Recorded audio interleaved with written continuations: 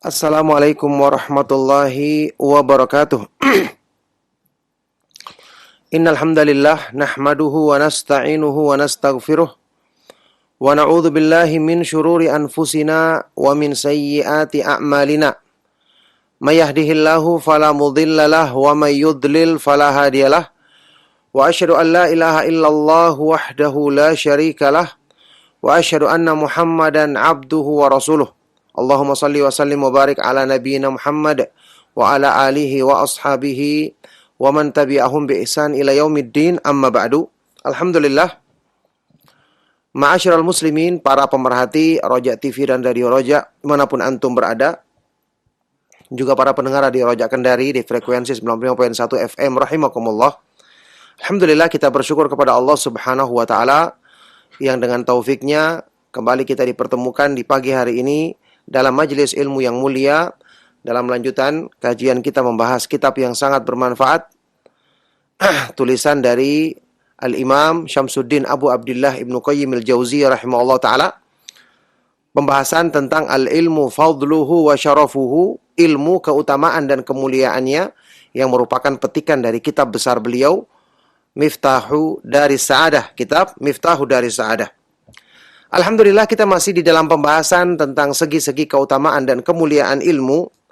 Saat ini kita akan melanjutkan di Al-Wajhus Sadis Asyar, segi yang ke-16 dari keutamaan dan kemuliaan ilmu.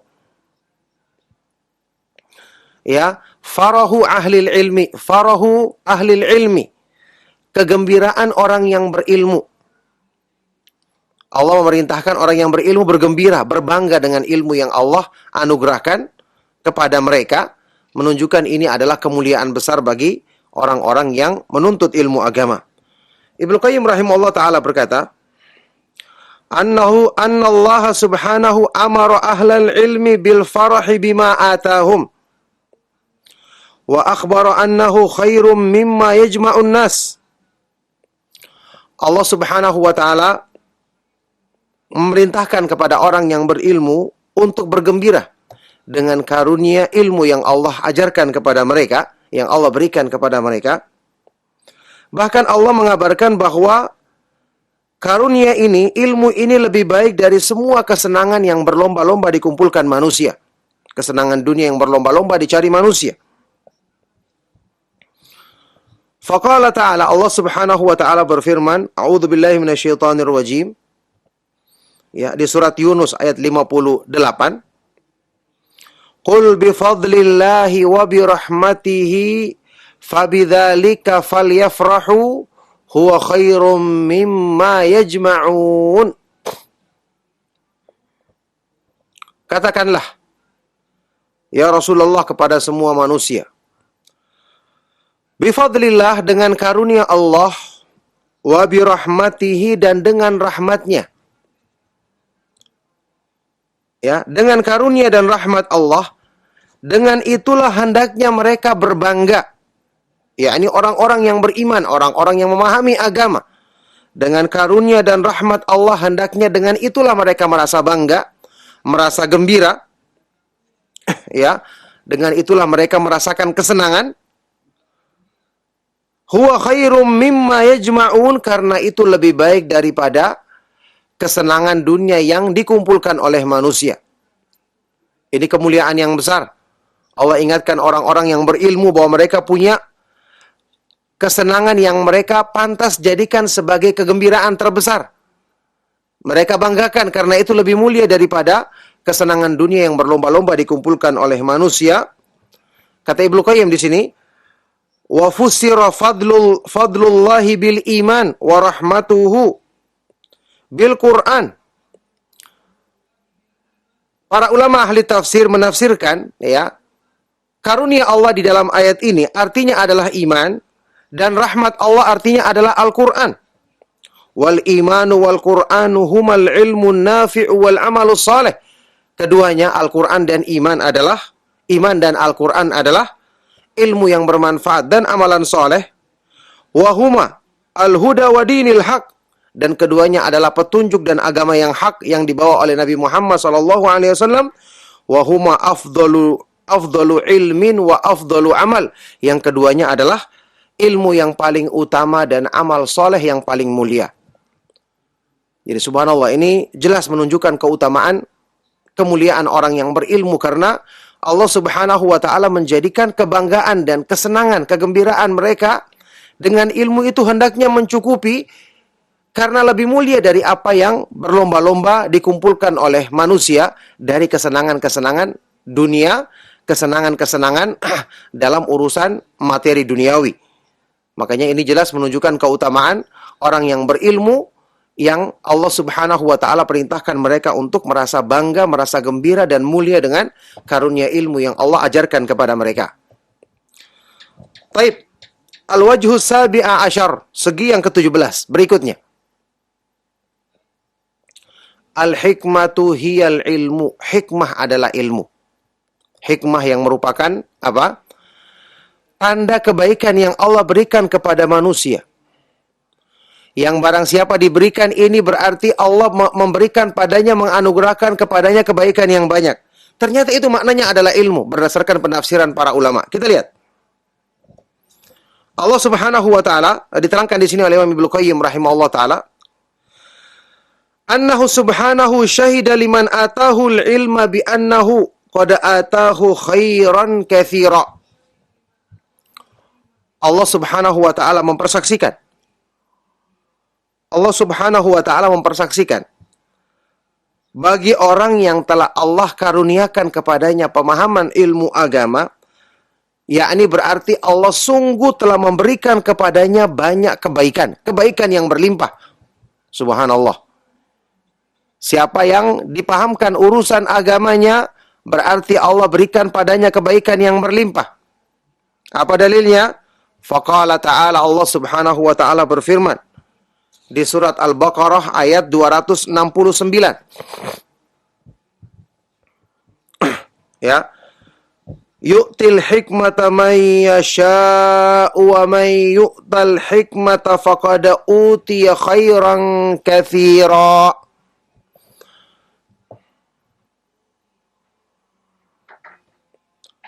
Allah memberikan hikmah, ilmu, pemahaman agama yang benar kepada siapa yang dikehendakinya, orang yang dipilihnya. Dan barang siapa yang dikaruniakan kepadanya al-hikmah, maka berarti Allah telah melimpahkan kepadanya kebaikan yang banyak. Allah telah memberikan padanya kebaikan yang berlimpah. Ya, ini jelas menunjukkan kepada kita, orang yang diberikan ilmu, orang yang mendapatkan al-hikmah, maka berarti mendapatkan kebaikan yang banyak dari sisi Allah subhanahu wa ta'ala. Kita lihat, qala Ibnu Qutaibah wal jumhur. Imam Ibnu Qutaibah Ad-Dainawari dan jumhur ulama ahli tafsir menafsirkan ayat ini. Mereka berkata, al-hikmatu isabatul haqqi wal amalu bihi. Hikmah adalah isabatul haq, menepati kebenaran. Ya, tepat pada kebenaran. Isabatul haq. Jadi hikmah itu diambil dari kata-kata asalnya, maknanya adalah wad'u syai' fi mawdi'ihi ala wajhil itqan. Meletakkan sesuatu tepat pada tempatnya secara persis. Dan ini tidak mungkin kecuali dengan ilmu, dengan pemahaman yang benar terhadap agama Allah Subhanahu wa taala. Jadi kata jumhur ulama, al-hikmah itu adalah isabatul haq, menepati kebenaran. Ya, wal amalu bihi, kemudian mengamalkannya. Wahyal ilmun nafi'u wal amalus saleh. Jadi kembalinya kepada apa? Ilmu yang bermanfaat dan amalan soleh. Sekali lagi ini menunjukkan keutamaan dan kemuliaan ilmu. Orang yang mempelajarinya berarti telah dianugerahkan padanya hikmah, yang itu merupakan tanda Allah subhanahu wa ta'ala menghendaki kebaikan yang banyak bagi hamba tersebut. Tentu saja ini juga ya didukung dalilnya dengan sabda Rasulullah SAW dalam hadis riwayat Imam Al-Bukhari dan Muslim yang terkenal. Rasulullah SAW bersabda, "Man yuridillahu bihi khairan yufaqihu fid din." Barang siapa yang Allah kehendaki baginya kebaikan, maka Allah akan memudahkan dia, Allah akan berikan taufik kepadanya untuk memahami urusan agamanya. Nah,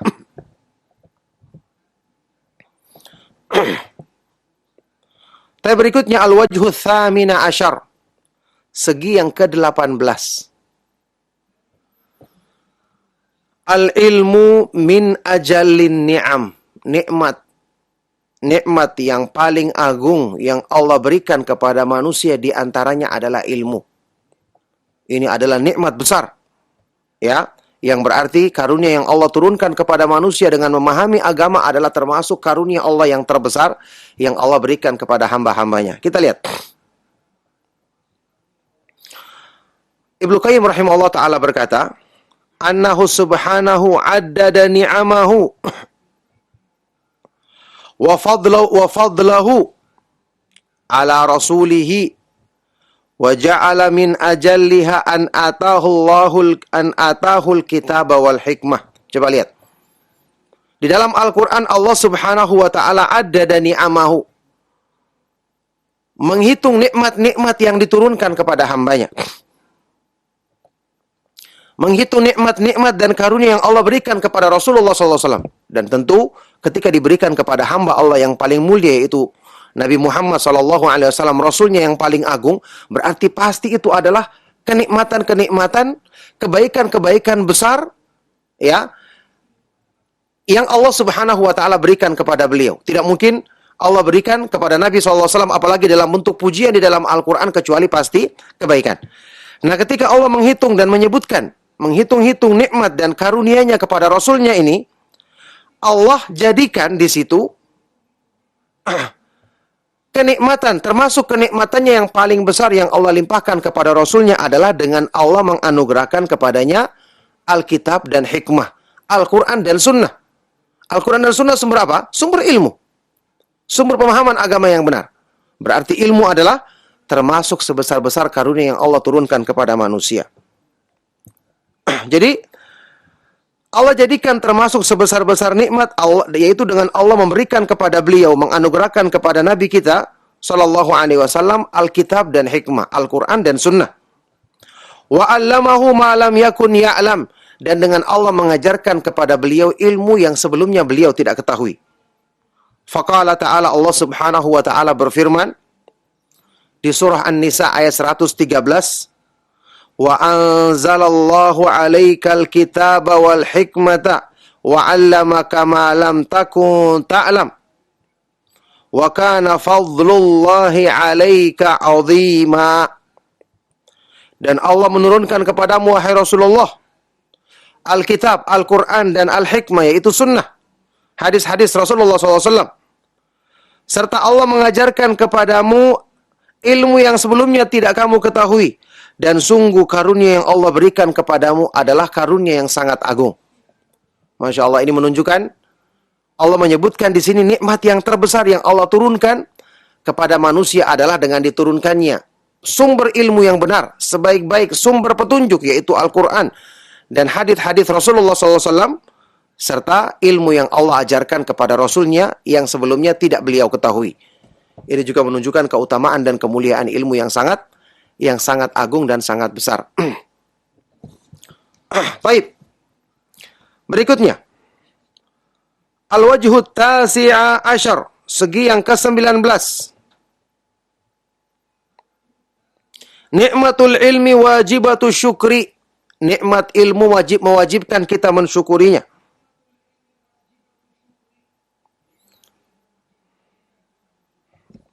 Baik.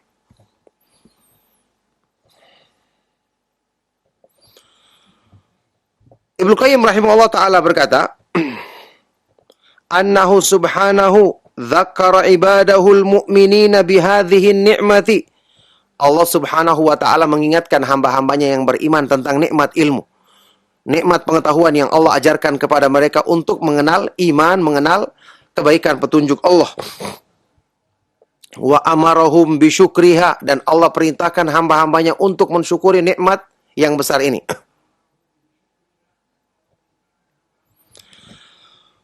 Wa an yadhkuruhu ala isda'iha ilaihim, dan Allah perintahkan manusia, orang-orang yang beriman, untuk mensyukuri Allah atas limpahan nikmat ini kepada mereka. Faqala ta'ala, Allah subhanahu wa ta'ala berfirman di dalam surat Al-Baqarah ayat 151, 152. kama arsalna fikum rasulam minkum yatlu alaikum ayatina wa yuzakkikum wa yuallimukumul kitaba wal hikmata wa yuallimukum ma lam takunu ta'lamun fadhkuruni adzkurkum washkuru li wala takfurun.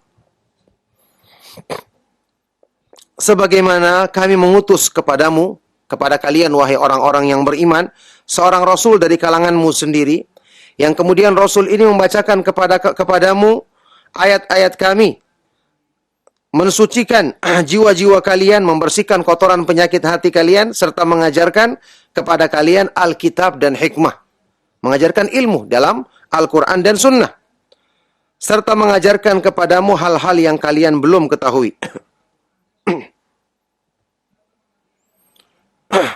Ya, fadhkuruni, maka oleh karena itu ingatlah kepadaku, berzikirlah selalu kepadaku, yakni kepada Allah, maka aku akan mengingatmu. Washkuruli wala takfurun, dan bersyukurlah kepadaku serta janganlah kalian menjadi kufur. Setelah Allah menyebutkan tentang nikmat yang terbesar, yaitu diutusnya Rasul dengan membawa sebaik-baik petunjuk yang isinya adalah ilmu agama, pengetahuan tentang iman, ya, dengan Allah mengajarkan kepada kaum mukminin petunjuk yang dibawa oleh Rasul ini, yaitu Al-Quran dan hadis-hadis beliau, serta mengajarkan apa yang tadinya kita tidak ketahui. Setelah itu Allah perintahkan untuk kita selalu berzikir, mengingatnya, dan mensyukuri nikmatnya. Tentu nikmat yang terbesar adalah nikmat yang Allah sebutkan di ayat ini. Oleh karena itu, ma'asyiral muslimin rahimakumullah, ini jelas keutamaan dan kemuliaan ilmu yang sangat tinggi. Karena Allah subhanahu wa ta'ala jadikan ini sebagai sebesar-besar karunia yang Allah turunkan kepada Rasulnya. Kemudian kita diingatkan untuk selalu mengingat nikmat tersebut, berzikir kepada Allah subhanahu wa ta'ala ketika mengingat nikmat tadi, serta selalu berusaha untuk mensyukurinya. Maka ini jelas menunjukkan keutamaan dan kemuliaan ilmu yang sangat besar, yang cukuplah sebagai motivasi yang mendorong orang-orang yang beriman untuk semangat mempelajari petunjuknya, karena ini nikmat terbesar yang Allah subhanahu wa ta'ala turunkan kepada manusia. Barakallahu fikum ma'asyiral muslimin, para pemerhati Roja TV dan Radio Roja dimanapun antum berada, juga para pendengar Radio Roja Kendari di frekuensi 95.1 FM rahimakumullah. Insya Allah cukup sampai di sini apa yang bisa kita baca, ya, segi-segi keutamaan dan kemuliaan ilmu. Berhubung ada hajat, ya, maka kita beri waktu untuk yang ingin bertanya jawab, insya Allah mungkin sampai 20 menit ke depan, ya. Mudah-mudahan apa yang kita bahas dan kita kaji di kesempatan pagi hari ini bermanfaat dan menjadi sebab kebaikan bagi kita semua. Silakan kalau ada pertanyaan. Barakallahu fikum. Nah, Ustaz, jazakallah khairan Ustaz, barakallahu fik atas materi yang telah disampaikan Ustaz.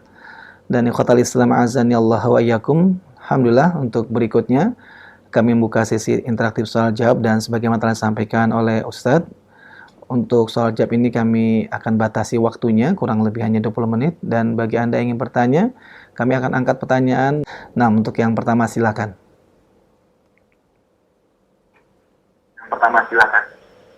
Ya, silakan. Assalamualaikum. Waalaikumsalam warahmatullahi wabarakatuh. Dengan siapa Ibu dan di mana? Waalaikumsalam warahmatullahi wabarakatuh. Dengan siapa Ibu dan di mana? Saya Rosmani dari Kalimantan Timur. Baik Ibu, mohon maaf sebelumnya mungkin bisa dikecilkan terlebih dahulu suara televisinya ataupun radionya, agar Ibu bisa fokus mendengar lewat telepon saja dan agar kami tidak terlalu feedback ke studio. Silakan Ibu, pertanyaannya. Jadi begini Pak Ustadz, saya mau bertanya,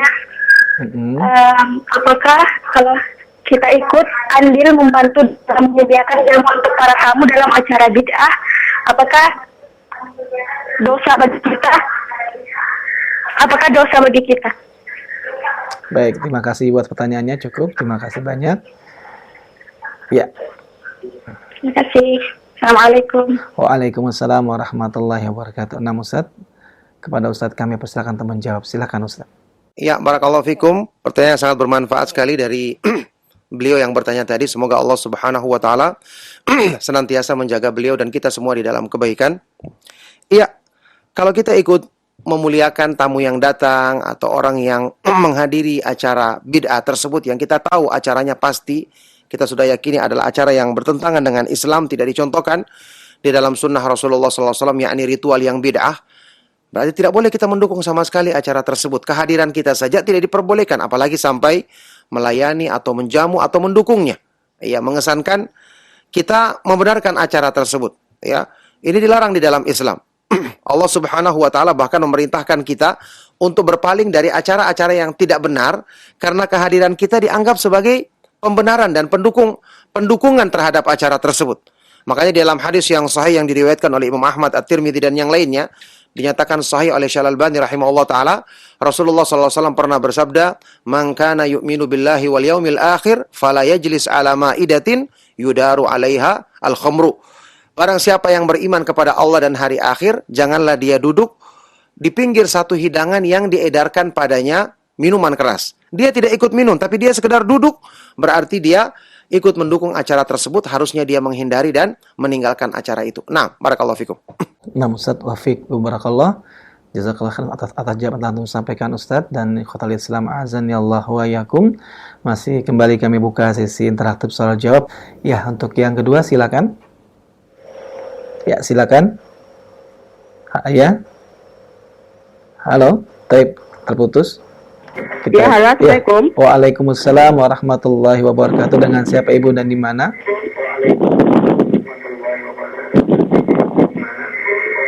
Saya Riswati di Pamulang.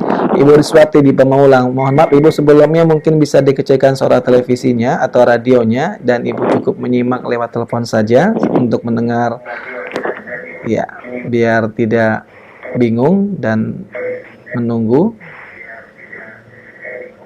Ya, silakan Ibu Rismawati Bu ya di Pamulang. Ya, halo. Ya, silakan pertanyaannya Ibu. Begini Pak Ustadz, saya mau bertanya, yang selama ini kan aku merasakan apa yang aku rasakan itu benar terjadi. Terus bagaimana caranya supaya apa yang aku rasakan itu tidak terjadi suudon, biar tetap bersih bisa aku rasakan gitu. Apa yang kira-kira bisa saya amalkan supaya apa yang aku rasakan itu benar-benar yang Ibu rasakan apa Ibu? Kenapa? Yang Ibu rasakan tentang apa Ibu? Ya misalnya pemberitahuan. Baik, itu saja Ibu, cukup, terima kasih. Iya, terima kasih. Assalamualaikum. Waalaikumsalam warahmatullahi wabarakatuh. Baik, Ustadz, mungkin bisa dapat disimak pertanyaannya Ustadz. Baik, kepada Ustadz kami persilakan untuk menjawab. Silakan Ustadz. Iya, barakallahu fikum. Pertanyaan yang sangat baik sekali dari Ibu yang ada di Pamulang ya. Semoga Allah Subhanahu wa taala senantiasa melimpahkan kebaikan kepada beliau dan kepada kita semua. Ya, tadi sebenarnya pertanyaannya kurang begitu rinci ya. Jadi kita jawab sesuai dengan apa yang saya pahami. Ibu ini tadi mengatakan bahwa ada beberapa pemberitahuan atau informasi-informasi tentang beliau mungkin yang kemudian terjadi dan itu tidak menyenangkan bagi beliau. Bagaimana caranya untuk menghindari semua ini?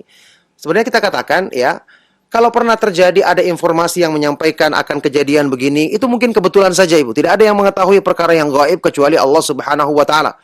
Allah Subhanahu wa taala berfirman, "Qul la ya'lamu man fis samawati wal ardil ghaiba illallah." Katakanlah ya Rasulullah, tidak ada yang mengetahui perkara yang gaib di langit-langit dan di bumi siapapun kecuali Allah Subhanahu wa taala. Makanya kalau ada informasi yang buruk, ya tidak perlu kita dengarkan, kita berlindung kepada Allah dari segala keburukan. Kita berzikir, kita berdoa kepada Allah ya, atau kita ucapkan a'udzubillahi min dzalika, aku berlindung kepada Allah dengan hal tersebut. Atau hal-hal yang menakutkan, kita berlindung kepada Allah dari segala keburukan, bahkan termasuk zikir yang kita disyariatkan untuk kita baca ya di waktu misalnya sore hari, di waktu sebelum tidur, kita berlindung dari segala kejahatan makhluk. Hal-hal yang seperti ini cukup dengan kita berdoa dan berlindung kepada Allah, maka tidak akan mencelakakan kita insya Allah. Kalau ada pemberitahuan yang menyampaikan perkara yang akan terjadi, tidak perlu kita gubris, cukup kita berlindung kepada Allah dan tidak akan mengganggu kita insya Allah. Nah, Ustaz, jazakallah khairan Ustaz, barakallahu fiik atas jawabannya Ustaz, dan demikianlah jawaban untuk Ibu di Pamulang. Mudah-mudahan dapat difahami dengan baik dan benar jawaban yang telah diberikan oleh Ustaz. Ikhwatal Islam azan ya Allah wa iyyakum, masih ada waktu untuk bertanya dan kami masih berikan kesempatan kepada Anda untuk bertanya dan kami masih angkat pertanyaan melalui telepon. Dan untuk berikutnya silakan. Ya, silakan. Halo, Assalamualaikum. Waalaikumsalam warahmatullahi wabarakatuh. Dengan siapa Bapak dan berada di mana? Dengan ada apa di Riau ya? Pak Adfal di Riau. Adfa. Ya, baik. Silakan Pak pertanyaannya. Saya mau nanya Ustaz, ini tapi berkaitan dengan masalah warisan. Ya, silakan Pak. Saya pun punya mertua laki-laki. Beliau PNS, sudah pensiun. Kemudian beliau meninggal. Hak pensiun tersebut dialihkan ke atas nama istrinya. Kemudian istrinya juga sudah meninggal. Jadi sekarang anak dari mertua saya itu ada 4 orang.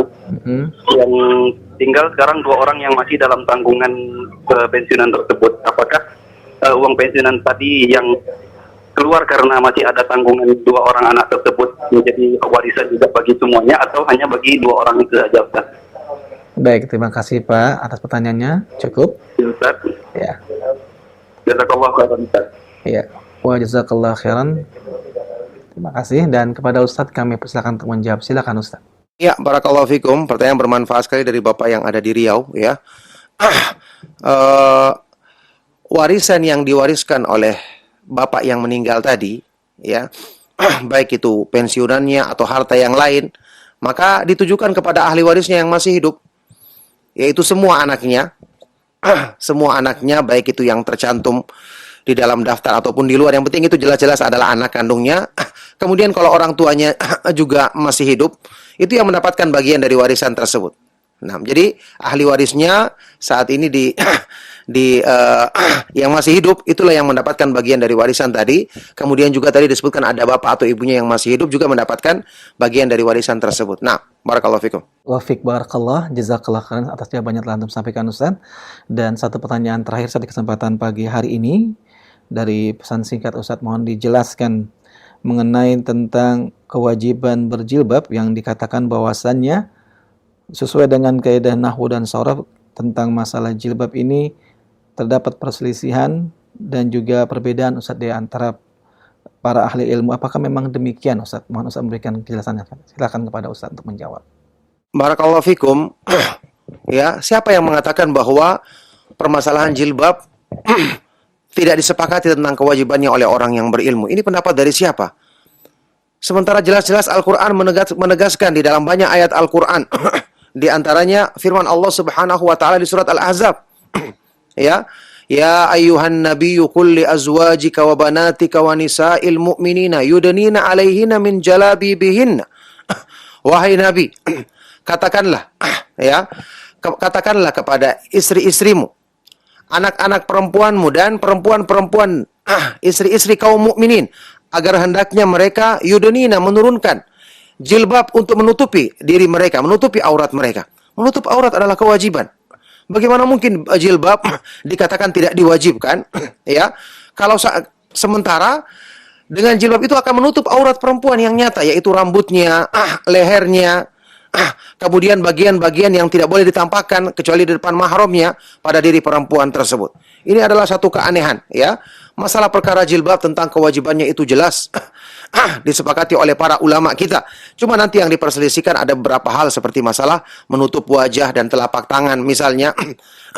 Maka perkara ya tentang kewajiban jilbab ini adalah perkara yang dipahami oleh semua kaum muslimin, sampai pun orang yang baru masuk Islam memahaminya dan mengetahui tentang kewajibannya. Maka orang-orang yang meragukan hal ini hanyalah orang-orang yang naudzubillah min dzalik, imma orang yang jahil, orang yang tidak paham terhadap agama, atau orang yang punya penyakit di dalam hatinya, naudzubillah min dzalik. Nah, ya ini merupakan pertanyaan yang terakhir. Semoga apa yang kita bahas dan kita kaji di kesempatan pagi hari ini bermanfaat untuk kebaikan dunia dan akhirat kita. Cukup sampai di sini, insya Allah kita akan teruskan di pertemuan yang berikutnya. Mohon maaf jika ada kata-kata yang salah dan kurang berkenan. Sallallahu wasallam barak ala nabiyina Muhammad wa ala alihi wa ashabihi wa man tabi'ahum bi ihsan ila yaumiddin walhamdulillahi rabbil alamin. Subhanakallahumma wa bihamdika asyhadu an la ilaha illa anta astaghfiruka wa atubu ilaik. Wassalamualaikum warahmatullahi wabarakatuh.